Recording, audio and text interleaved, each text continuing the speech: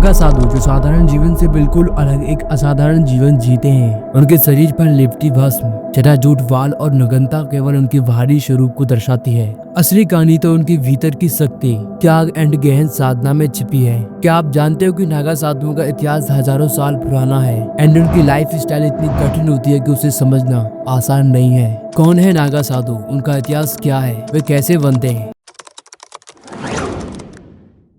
नागा साधुओं को भारतीय परंपरा में एक विशिष्ट स्थान प्राप्त है। नागा शब्द का अर्थ है नग्न, जो उनके सांसारिक मोह माया से पूरी तरह से मुक्त होने को दर्शाता है। नागा साधु भगवान शिव के भक्त होते हैं एंड उनका जीवन भी भगवान शिव की तरह ही तपस्वी एंड त्याग में होता है। वे अपनी साधनाओं के लिए अखाड़ों में रहते हैं, जो उनके धार्मिक एंड प्रशिक्षण का केंद्र होते हैं। नागा साधुओं का मेन पर्पस होता है मोक्ष प्राप्त करना एंड सनातन धर्म की रक्षा करना। नागा साधुओं की जड़ें भारतीय इतिहास में बहुत गहरी है। ऐसा माना जाता है कि इनकी परंपरा त्रेता युग से शुरू हुई थी। भगवान श्री राम के काल में भी तपस्वियों का उल्लेख मिलता है, जो धर्म और सत्य की रक्षा के लिए जाने जाते थे। मोहनजोदड़ो एंड हड़प्पा जैसी सिविलाइजेशन की खुदाई में भगवान शिव की पशुपतिनाथ रूप की मूर्तियां मिली हैं, जो इस बात की ओर संकेत करती है कि नागा साधुओं की परंपरा बहुत ही प्राचीन है। इतिहासकारों के अनुसार जब सिकंदर ने भारत पर आक्रमण किया था, तो उसने नागा साधुओं से मुलाकात की थी। इन साधुओं की तपस्या और शक्ति सिकंदर और उसकी सेना को चकित कर गई थी। इसके अलावा जैन धर्म के दिगंबर साधुओं की परंपराओं में भी नागा साधुओं के कुछ तत्व मिलते हैं। मुगल आक्रमणों के टाइम जब धर्म और संस्कृति खतरे में थी, नागा साधुओं ने खुद को एक सैन्य बल के रूप में संगठित किया। ये हथियार उठाकर सनातन धर्म की रक्षा करने लगे। उनके झंडे पर भगवा रंग होता था, जो धर्म और त्याग का प्रतीक है। आज भी नागा साधुओं की योद्धा परंपरा उनके अखाड़ों में जीवित है।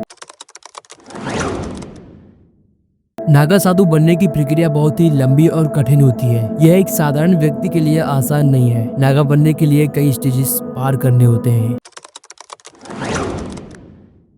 नागा साधु बनने के इच्छुक व्यक्तियों को सबसे पहले अपने गुरु के पास जाना होता है। वे उसके बैकग्राउंड की पूरी तरह से जांच करते हैं एंड यह सुनिश्चित करते हैं कि वह सांसारिक जीवन को छोड़ने के लिए पूरी तरह से तैयार है। इस स्टेज में व्यक्ति को अपने जीवन में ब्रह्मचर्य अपनाना होता है, उसे कठिन तपस्या करनी होती है एंड अपनी इच्छाओं पर कंट्रोल रखना होता है। यह स्टेज 1 साल से लेकर 10 साल तक चल सकता है। जब व्यक्ति ब्रह्मचार्य स्टेज को पार कर लेता है, उसके बाद उसे महापुरुष का दर्जा दिया जाता है। इस स्टेज में साधक को रुद्राक्ष, भस्म और भगवा वस्त्र प्रदान किए जाते हैं। इसमें साधक भगवान शिव, भगवान विष्णु, शक्ति, सूर्य एंड भगवान गणेश को अपना गुरु मानकर साधना करता है। ये वह स्टेज होता है जिसमें साधक अपनी सांसारिक पहचान को पूरी तरह से छोड़ना चाहता है। वह अपने बालों को मुड़वाता है एंड पिंड दान करता है, जो ये दर्शाता है कि वह अपने परिवार और समाज के लिए मर चुका है। यह सबसे लास्ट और सबसे कठिन स्टेज होती है। साधक को अखाड़े के झंडे के नीचे 24 घंटे खड़े रहना होता है। इसके दौरान साधक के हाथों में जल से भरे बर्तन एंड कंधों पर दंड रखा होता है। इसके बाद साधक की काम इच्छा को नियंत्रित करने के लिए विशेष अनुष्ठान किए जाते हैं। इतने सालों के बाद साधक एक पूरी तरह से नागा साधु बन जाता है।